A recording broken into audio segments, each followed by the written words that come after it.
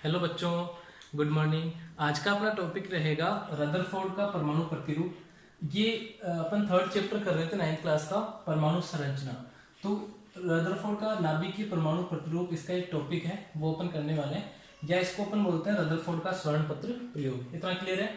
तो उन्होंने देखो क्या किया था कि एक सोने की बहुत पतली पन्नी ली थी, 10⁻⁻7 मीटर, यानी बहुत पतली होती है। तो इतनी पतली पन्नी ली सोने की, और उसके चारों ओर क्या किया, एक ZnS यानी जिंक सल्फाइड।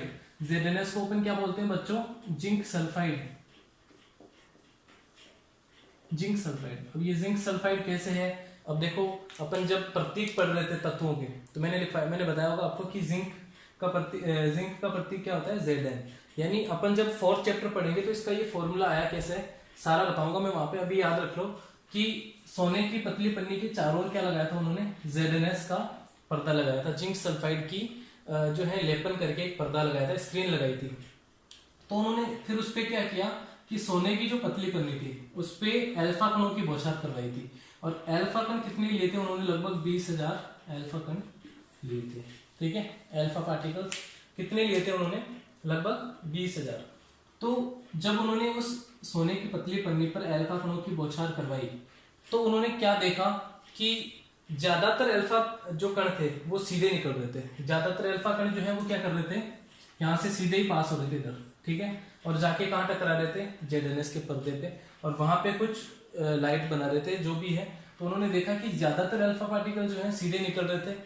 फिर उन्होंने देखा कि कुछ अल्फा पार्टिकल जो है कुछ कोण पे मुड़ रहे हैं इधर, यानी विक्षेपित हो रहे हैं, यानी यहाँ से जो है कुछ कोण बनाते हुए विक्षेपित हो रहे हैं। और लगभग 20,000 में से एक अल्फा पार्टिकल ऐसा था जो 180 डिग्री पे वापस आ गया था। ठीक है, तो इतना आपको याद रखना है। अब अपन इसके करने वाले प्रेक्षण क्या क्या किए थे उन्होंने, यानी ऑब्जर्वेशन। जब इन्होंने एक्सपेरिमेंट किया तो उसके कुछ प्रेक्षण भी किए होंगे उन्होंने। तो उसके बाद में उन्होंने निष्कर्ष निकाले थे, परमाणु मॉडल दिया था, वो सारा पढ़ने वाले हैं। तब तक आप इसका एक बार स्क्रीनशॉट ले लो फटाफट से, फिर आगे बढ़ते हैं अपन।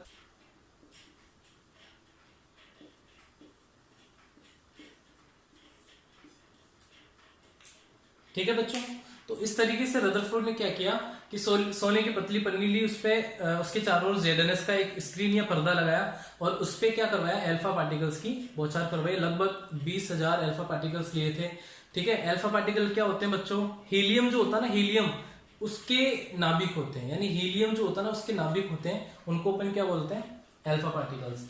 अब उन्होंने क्या किया? एक्सपेरिमेंट कर लिया, लेकिन अब उसको क्या मिलेंगे? प्रेक्षण मिले होंगे कुछ ना कुछ। तो पहला पॉइंट जब उन्होंने देखा कि ज्यादातर अल्फा पार्टिकल क्या हो रहे थे, ज्यादातर अल्फा पार्टिकल्स, अल्फा कण सीधे निकल रहे थे, यानी उन्होंने देखा कि जो सोने की बहुत पतली पन्नी ली थी उसमें से ज्यादातर अल्फा पार्टिकल सीधे निकल गए। फिर उन्होंने देखा कि कुछ अल्फा पार्टिकल या कुछ अल्फा कण 90 या 120 डिग्री के कोण पर, 120 डिग्री के कोण से विक्षेपित हुए।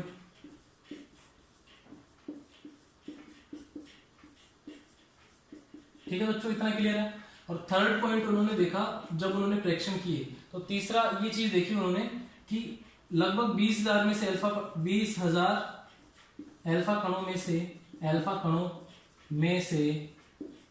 एक अल्फा कण 180 डिग्री पर वापस उसी मार्ग पर लौट आया। इतना क्लियर है भाई? ठीक है, तो ये तीन क्या किए थे उन्होंने? प्रेक्षण किए थे कि ज्यादातर अल्फा पार्टिकल सीधे निकल गए, कुछ अल्फा पार्टिकल 90 डिग्री या फिर 120 डिग्री के कोण पर क्या हुए? विक्षेपित हुए। और 20,000 अल्फा पार्टिकल्स में से एक अल्फा कण जो है वो वापस कहाँ आ गया? जहां गया था उसी मार्ग पे वापस लौट आया। ठीक है, तो ये इसके जब उन्होंने एक्सपेरिमेंट किया, जब उन्होंने प्रयोग किया, तो ये उसके तीन क्या थे? प्रेक्षण। उन्होंने ये चीजें वहां पे देखी, ऑब्जर्व की थी। अब इसके अपन क्या करने वाले? निष्कर्ष। तो निष्कर्ष देखो क्या निकाले उन्होंने। तो ठीक है, इस तरीके से जो है रदरफोर्ड ने जब एक्सपेरिमेंट किया उसके क्या बताए उन्होंने? प्रेक्षण बताए। फिर उन्होंने उसके जो है निष्कर्ष बताए थे, यानी उनके उस प्रेक्षण के आधार पर उन्होंने कुछ कंक्लूजन दिया था, निष्कर्ष बताए थे। तो उन्होंने 2 निष्कर्ष इस तरीके से बताए थे कि परमाणु का ज्यादातर भाग कैसा होता है, रिक्त होता है, खाली होता है। जब ज्यादातर अल्फा पार्टिकल उसमें से बीच में से निकल रहे थे सोने की पतली पन्नी में से, तो उन्होंने बता दिया कि परमाणु का ज्यादातर भाग कैसा होता है बच्चों, रिक्त होता है। ठीक है, फिर उन्होंने सेकंड पॉइंट बताया कि परमाणु का धनावेश जो है उसके मध्य में केंद्रित होता है, जिसका आयतन परमाणु की तुलना में बहुत कम होता है। यानी नाभिक जो है यानी धनावेश वो बहुत छोटे से भाग में केंद्रित होता है, परमाणु के बहुत छोटे से भाग में क्या होता है, केंद्रित होता है। ओके, यानी तभी तो आप जब उन्होंने परीक्षण में बताया था कि अल्फा पार्टिकल्स कुछ जो है क्या हो रहे थे, मुड़ रहे थे वहां से, कुछ अल्फा कण जो है 90 डिग्री 120 डिग्री पे घूम रहे थे, वहां से मुड़ रहे थे। तो इसका निष्कर्ष उन्होंने बताया कि परमाणु के बीच में ऐसा कोई प्रतिकर्षित बल लग रहा होगा जिसके कारण अल्फा कण जो है मुड़ रहे थे। अब आपको एक चीज बता दूं कि अल्फा कण कैसे होते हैं, पॉजिटिव चार्ज होते हैं, और नाभिक भी कैसा होता है, पॉजिटिव चार्ज होता है। तो जब प्लस प्लस जब पास आएंगे तो उनके बीच में क्या होगा, प्रतिकर्षण। इसी वजह से जो है अल्फा कण क्या हो रहे थे, वहां से मुड़ रहे थे बच्चों। इतना क्लियर है? ठीक है, तो अपन ने देखे कि रदरफोर्ड ने जो है कुछ प्रेक्षण किए एक्सपेरिमेंट के, फिर उसके निष्कर्ष बताए। अब अपन करने वाले हैं कि रदरफोर्ड ने जो है परमाणु के बारे में क्या बताया, परमाणु मॉडल दिया था। तो उसका पहला पॉइंट तो आपको ये याद रखना है कि उन्होंने बताया कि परमाणु का समस्त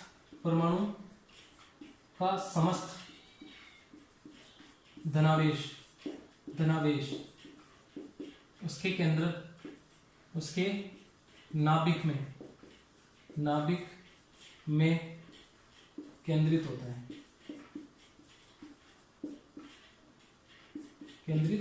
है, ठीक है, पहला पॉइंट तो याद रखना है। सेकंड पॉइंट उन्होंने बताया था कि नाभिक धनावेशित होता है, नाभिक, ठीक है, नाभिक व इलेक्ट्रॉन कैसा होता है, ऋणावेशित। इलेक्ट्रॉन के मध्य लगने वाला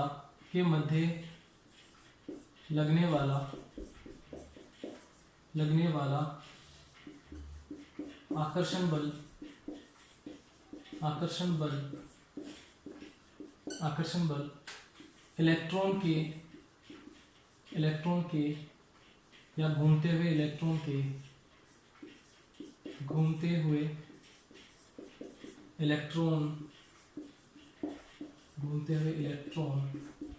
के अभिकेंद्रीय बल से संतुलित रहता है,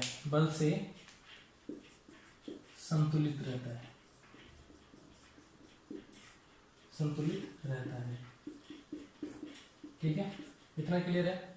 और एक पॉइंट ये बताया था कि इलेक्ट्रॉन जो है, नाभिक के चारों ओर वृत्ताकार कक्षाओं में, वृत्ताकार कक्षों में घूमते हैं, इतना क्लियर है। और एक पॉइंट ये बताया था कि परमाणु जो है विद्युत उदासीन होता है, यानी जितना ऋणावेश उसमें होता है उतना ही क्या होता है, धनावेश। उदासीन का मतलब हो गया कि जितना धनावेश होगा उतना ही क्या होगा, ऋणावेश, यानी जितने इलेक्ट्रॉन होंगे उतने क्या होंगे, प्रोटॉन। तो इस तरीके से उन्होंने क्या बताया था, परमाणु मॉडल। ध्यान रखना कि पहला पॉइंट तो उन्होंने बताया कि परमाणु का समस्त धनावेश जो है नाभिक में होता है। परमाणु का नाभिक होता है, उसमें सारा का सारा धनावेश केंद्रित होता है। नाभिक में इलेक्ट्रॉन, जब इलेक्ट्रॉन जो है चारों ओर घूमते रहते हैं, उन्होंने बताया कि इलेक्ट्रॉन जो है नाभिक के चारों ओर वृत्ताकार कक्षाओं में घूमते हैं। तो जब वो घूमते हैं तो नाभिक व इलेक्ट्रॉन के मध्य एक तो आकर्षण बल लगता है, क्योंकि नाभिक है प्लस चार्ज और इलेक्ट्रॉन है ऋणावेशित, तो प्लस और माइनस के बीच में क्या होगा, हमेशा आकर्षण होगा। यहाँ तो आकर्षण बल लग रहा है, वो जो है जब इलेक्ट्रॉन घूमता है चारों ओर तो उसके अभिकेंद्रीय बल के कारण क्या होता है, संतुलित रहता है। यानी कोई भी चीज अगर घूम रही है तो बाहर की तरफ, सेंटर के बाहर जो है एक अभिकेंद्रीय बल लगता है, तो वो किसको संतुलित करता है, नाभिक और इलेक्ट्रॉन के बीच में लगने वाले आकर्षण बल। जैसे कि अगर मैं एक डायग्राम बनाऊं कि इस तरीके से एक परमाणु है, यहाँ पे इलेक्ट्रॉन घूम रहा है, यहाँ पे नाभिक है, तो नाभिक इसको क्या करेगा, आकर्षित करेगा इलेक्ट्रॉन को, लेकिन इलेक्ट्रॉन जब घूमेगा तो बाहर की तरफ एक बल लगाएगा। तो इतना ध्यान रखना है कि ये बाहर की तरफ जो बल लग रहा है उसको तो बोल रहे हैं अभिकेंद्रीय बल, और अंदर जो बल ये खींच रहा है इसको आकर्षण बल। स्थिर वैद्युत आकर्षण बल, इतना क्लियर है। तो ये दोनों बल एक दूसरे को क्या करके रखते हैं, संतुलित करके रखते हैं।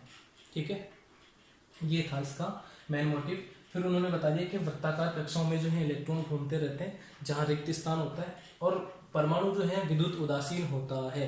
विद्युत उदासीन का मतलब होता है जितना ऋणावेश होगा उतना ही क्या होता है, उसमें धनावेश होता है। तो इस तरीके से उन्होंने ये परमाणु मॉडल दिया था। इतना क्लियर है बच्चों? ठीक है, तो आपको इस तरीके से जो है इसको क्लियर करना है। तो इस तरीके से क्या थे, इसकी ये परमाणु मॉडल दिया था उन्होंने, रदरफोर्ड ने।